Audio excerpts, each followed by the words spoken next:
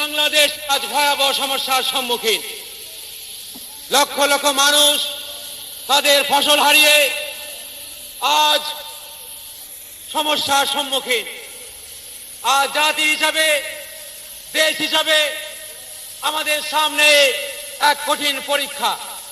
এই পরীক্ষায় আমাদের উত্তীর্ণ হতেই হবে।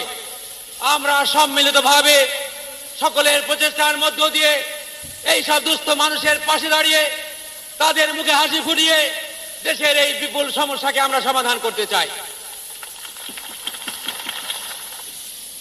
আপনারা জানেন, আমার প্রতিটি কর্মসূচি গ্রামের মানুষের উন্নয়নের কর্মসূচি। আমার প্রতিটি কর্মসূচি আমার কৃষক ভাইয়ের মুখে হাসি ফোটানোর কর্মসূচি। তাই আমার মূল নীতি, আমার মূল স্লোগান ৬৮,০০০ গ্রাম বাঁচলে বাংলাদেশ বাঁচবে। সেই ৬৮,০০০ গ্রামের মানুষের কাছাকাছি আমি এসেছি তাদের বলতে, তোমাদের ভয় নেই, তোমাদের বিপদে আপদে আমি আছি তোমাদের পাশে।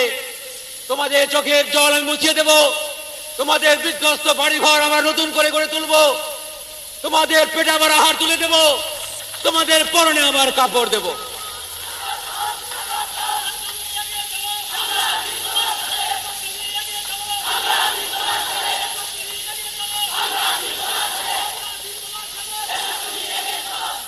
আগামী দিনে আমি আপনাদের প্রতিশ্রুতি দিতে পারি যে আপনাদের পাশে দাঁড়িয়ে বাংলাদেশের প্রতিটি গ্রামকে উন্নতির দিকে নিয়ে যাব।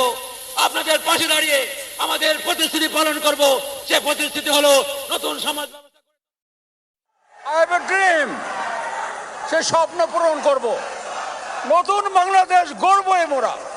নতুন করে শপথ নিলাম আজ।